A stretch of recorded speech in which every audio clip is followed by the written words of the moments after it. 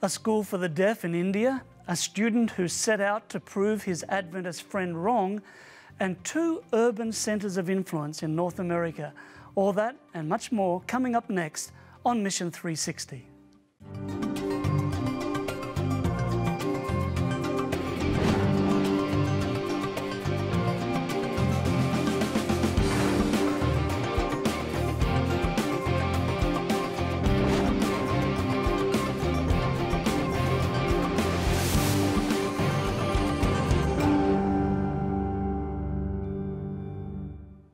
Hello, I'm Gary Krause and welcome to Mission 360. Too often as Christians we have a tendency to brush aside people's physical needs. We ignore their wants and their hurts and we go straight to address spiritual issues. But when Jesus was here on earth, He fed people, He healed them, He touched their needs, often before He met their spiritual needs. One of the best ways to follow Christ's method of ministry is through centres of influence. These are small centres of holistic community outreach. Today we'll talk with Wes Via, Director of Simplicity, which is a centre in Allentown, Pennsylvania. We'll also talk with Bledi Leno, a Centre of Influence Director in New York City, who'll share how he learned about God.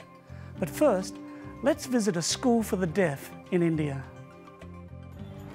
To most people, a crowded city street in India sounds like this. But since Sundrama was born, city streets sounded like this. You see, Sundrama is deaf. She cannot hear or speak with words. She talks with her hands. Sundrama was not always able to communicate using sign language.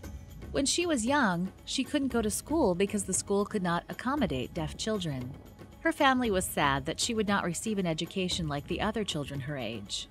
One day, a woman knocked on their door and told them about a school for the deaf run by the Seventh-day Adventists and invited Sundrama to attend.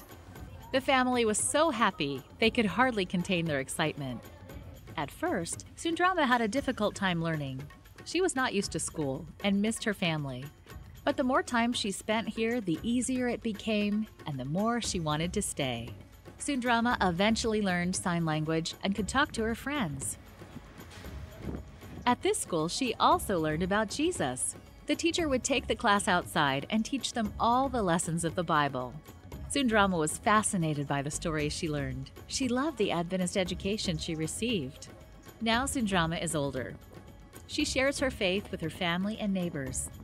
When people don't understand sign language, she writes notes to tell them of Jesus' love. She can read and write in English and her local language. If it were not for Adventist education, Sundrama would not be able to communicate and share the way she does now. Please pray for this school and other Adventist schools throughout India. Pray that they can teach our children the wonderful lessons of Jesus. And thank you for supporting the mission of the Seventh-day Adventist Church.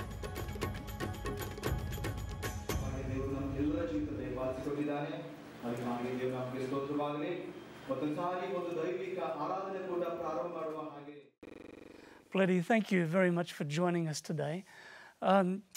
You grew up in the country of Albania, where you were born. Tell me, what was that country like when you were a child? When I was a child, I remember growing up in Albania was very different from what it is today. Albania at the time was a communist country. But out of all of the other communist countries, we were a very secluded country and society. And that's due to the beliefs of our government that their communism should be kept more pure.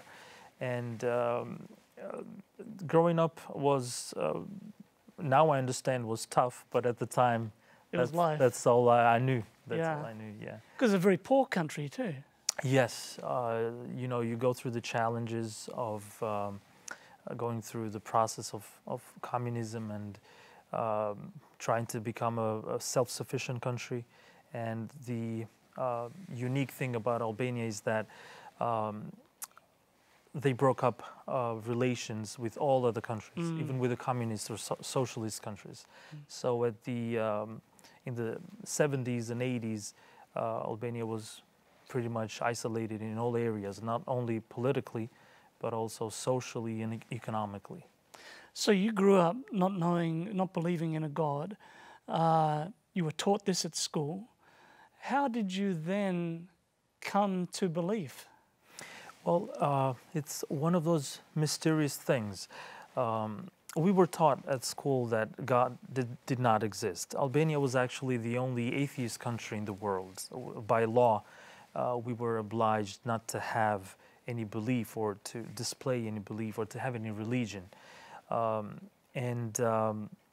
would ask my parents, what is God? What does that word mean? But they wouldn't know either. So they would say, well, you'll learn about that at school. So at school, we'd ask teachers, and they would say, well, God doesn't really exist. He's an invention of the capitalist countries. And so I was brought up like that. I had no idea who or what God was. And at school, we were taught that God was just an invention or a fairy tale, like believing in Santa or believing in Cinderella or in Red Riding Hood. But the one thing that I remember is that I never had questions when I thought of Red Riding Hood, but I always had something that propelled me to get to know more when I thought of God and of the concept of God. I remember that communism fell in the early 90s in Albania, and after the curtain fell, Albania opened to the Western world and to the capitalist world. During communism, we were not allowed to leave the country, and very few people were allowed to come into the country. So this was the time when Albania was finally being opened and exposed to the world, and we were exposed to the real world, what the world really was, and not what we were told that the world was. So I remember that one day I was going into the public library of my hometown, and they had an exposition of some literature, magazines, and books, and we had never seen any of these things. And I remember I had some of my friends over, and at this time I was 11, 12 years old. And we were going into the library trying to see some cars magazines and, what interests, preteen boys. And I remember that as I was going into one of these rooms where they had this exposition, this specific room was closed at that time, was locked. And then we went to the next door room. And then we realized as we opened the door, they had this group of people and they were sitting and they were listening to someone who was speaking to them. And that man, the gentleman, he was carrying in his hands a book, and he was reading out of that book and explaining to them like a teacher. And so we were approached and we asked, well, what's going on here? And they said, well, this is a church and this is a Bible study. And this is actually the Adventist church that is renting out this space to have this Bible study. So would you like to come in? And right there and then I said, yes, I've always wanted to know about God, and no one ever knew what answer to give me. And right there and then I was able to have some of those initial questions answered.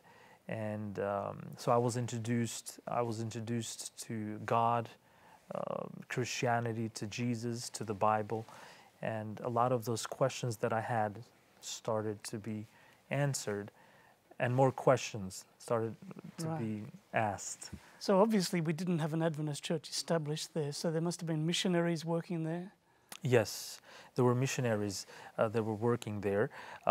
We had missionaries before the Second World War who worked in Albania, and they were Albanian-born, raised in the States, and converted in the States, and then they went back to Albania to start the church there. But during communism, all of that was banned, and some of these faith, some of these believers, the first believers, they survived these years of communism, and after the fall of communism, the church sent missionaries there.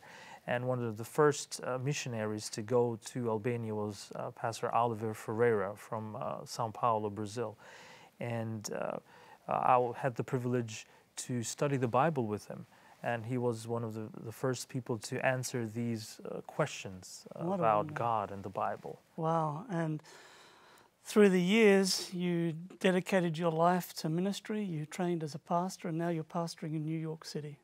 Yes, it's been quite a journey. Yeah. From not knowing specifically if God was a person or a concept to today being a minister of the gospel and preaching the good news to the world.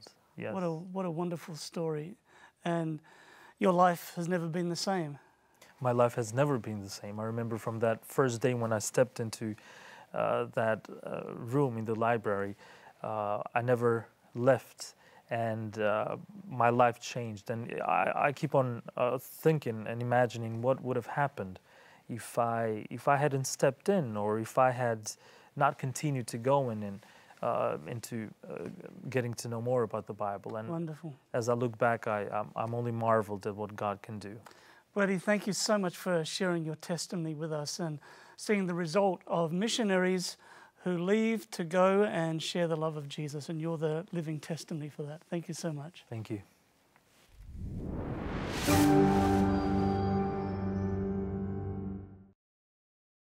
Welcome back. My guest is Wes Via, who is from, well, he's working in Allentown, Pennsylvania. Welcome, Wes. Thank you. You're involved in a urban mission outreach program. How long have you been working there? I've been with the program now for 2 years. Okay, and you have a team of young people working with you. Yes. And as I understand it, you are putting Christ's method into practice, where you are involved in mingling with the people and ministering to their needs. Yes. What have you learned, in a nutshell, in these 2 years? The biggest thing that I've learned is that we have to focus. We've never reached a point in ministry or evangelism where we can sit back and expect the people come to us. We have to continue, and that's how Christ ministered. You know, he never sent out handbills or posted up a sign. He would go until he couldn't go anymore, and then when there was such a mass of people around him, he would stop, he would teach them, heal them, and then he would go more. He was continually going to the people, and that's been one of the biggest things that we've tried to implement, that we never get to a point where we stop, sit back, and go, okay, they're coming to us now. Right. That's a major paradigm shift for many of us who think in terms of witness is we need to attract people to our building by putting on good events and programs. Right. Fantastic. Tell me about some people whose lives have been touched through your ministry. Okay, well, you know, it's amazing the things that we get to see happen. Things that, you know, in North America especially, we don't see kind of miracles and that kind of stuff happen as much as I think we would like to. There was a lady that we met. She was actually homeless when we met her, and through another organization that we partner with, they got her into housing, and she had a heart attack, and that's how they ended up homeless. After a heart attack, they ended up homeless shortly after. On the streets in the dead of winter, we get them into transitional housing. Not a few days after we get them into housing, she has a stroke, then has another stroke. Then we find out that she has diabetes and she has gangrene. Her big toes are black, and they're talking about cutting them off. And so in the context of that, I grabbed Becca, one of our missionaries, and said, let's go visit this lady. And Becca started visiting her, and the doctors were telling her, you know, we're going to bring you in, we want to cut your toes off. And she told Becca, she said, I'll die, but they're not going to cut my toes off. I'm not going to live that way. And so I told Becca, I said, okay, talk to her, you know, see where she's at spiritually, see if she'd let us come in and anoint her, if she'd be open to that. And she was. So I went in the night before she was supposed to go into the hospital, and we prayed with her. I anointed her. She went into the hospital. Next day, they did a dye test to check her circulation. The doctors came and said, well, your circulation's fine. So we're not going to cut your toes off right now. I mean, her big toe is completely black. All of her other toes were turning black, and her circulation's fine. I saw her yesterday. I went by her house, and all of her toes, you know, perfect peachy skin. So getting to see stuff like that is really, really exciting. Yeah. Now, the young people who are involved in ministry with you, How have you seen ministry affect their lives?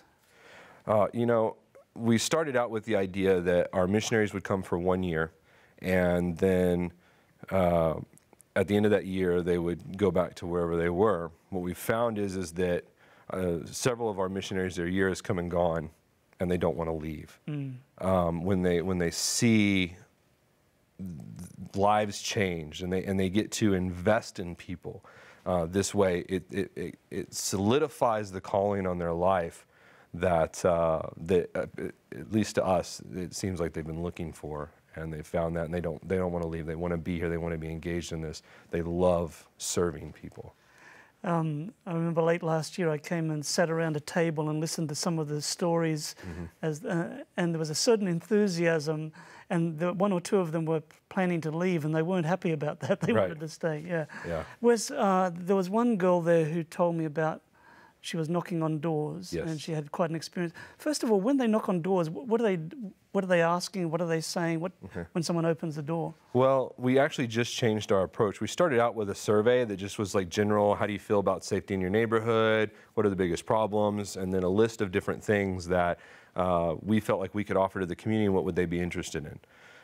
Since that time, we finally got into our center, and we've changed to a more of a dialogical approach where we just go and have conversations at the door, and we tell them, you know, we're with Simplicity Outreach. We have a vision for communities that are healthy and whole mentally, physically, emotionally, and spiritually. Is there an area of your life that you'd like to be healthier in? And then from there, we just launch into a series of conversations with them. And then once we've gone through what's going on in their lives, where they see need in their life, then we'll look and tell them, okay, hey, we do this. So it's not just wholesale. We try to cater what we have to offer to the individual at the door. Oh, that's great. So this girl was telling me about how she and I think another young man were knocking. Tell us that story. Yeah. So Vanya and Andrew had been out going door to door that afternoon, and they had about 20 minutes before Vanya had a small group getting ready to start, and they were standing out on the street, and they said, well, there's this apartment building here. We can probably get that. So they went in and they knocked on the first door, no answer. After that, they went to go knock on the next door on the first floor, and Vanya just had something in the back of her head saying, go up.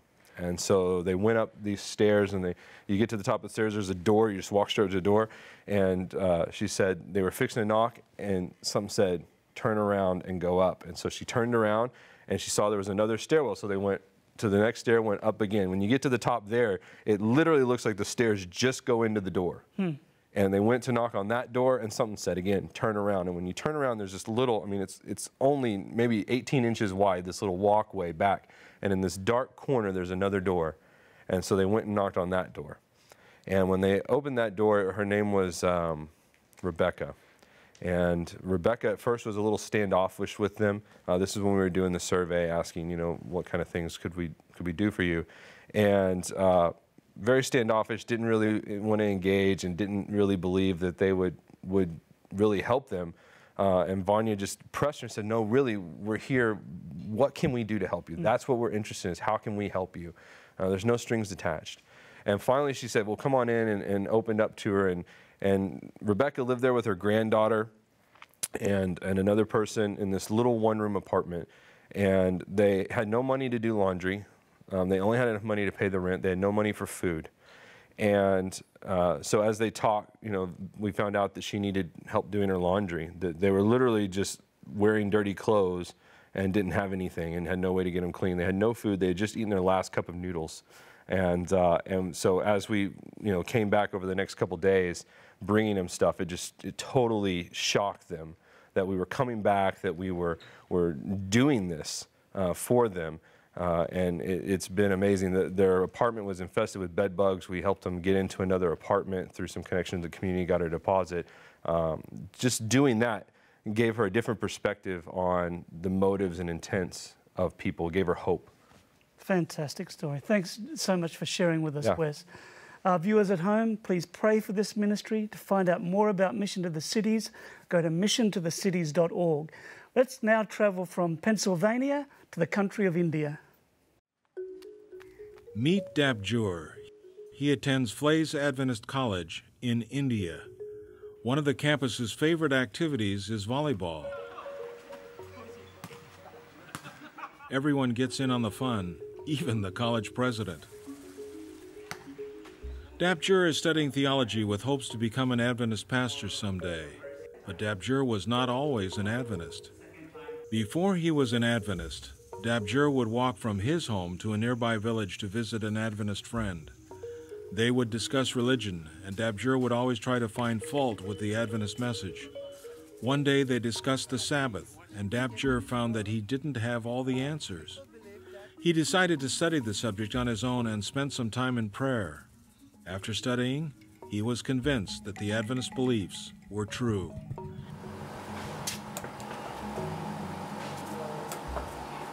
He couldn't keep it to himself, so he decided to tell everyone in his village the good news that he learned from the Bible.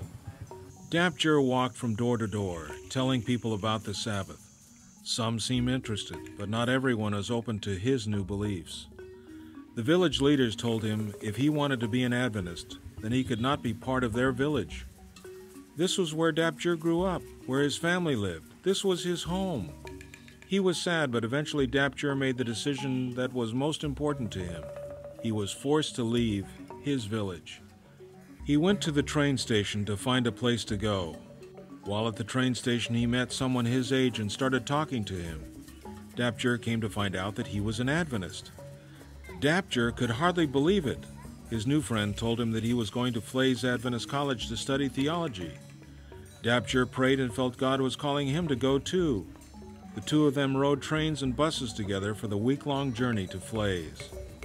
Now Dabjur loves his theology classes. He has learned so much about the Bible at Flays. He has made new friends who support each other and study the Bible together. Many of these students travel far from home to receive a quality Adventist education. Although Dabjur's decision to leave home was not easy, he knows that God will reward his faithfulness. Please pray for Dabjur and other students at Flays. Pray that they will continue to find the strength to be faithful servants of God. Thank you for supporting Mission.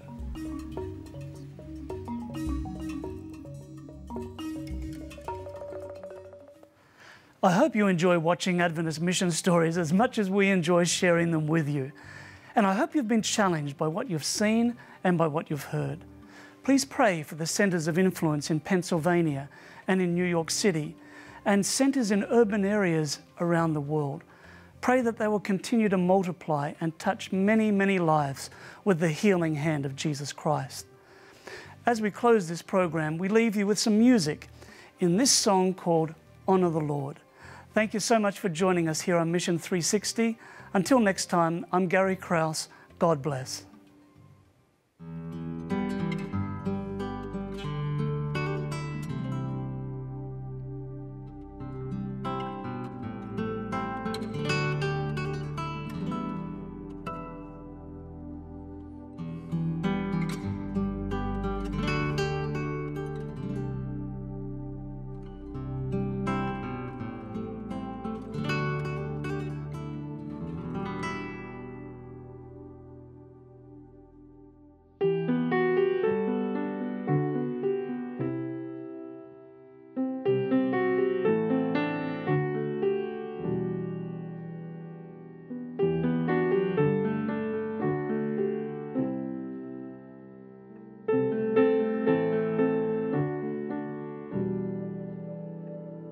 Trust in the Lord with all your heart. Lean not on your own understanding. In all your ways acknowledge Him. He shall direct your path. Do not be wise in your own eyes. Fear the Lord and depart from evil. It will be health to your flesh, and it will be strength to your bones. Honor the Lord, honor the Lord with all you have to offer. Even the small is enough to bring honor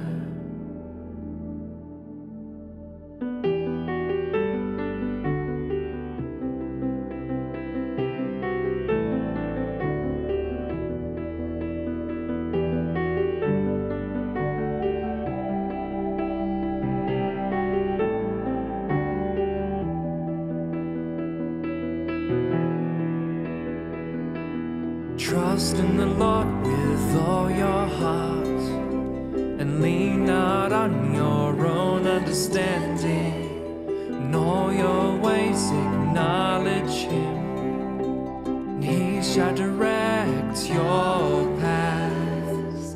Do not be wise in your own eyes. Fear the Lord and depart from evil. It will be health to your flesh, and it will be strength to your bones. Honor the Lord with all you have to offer, even the small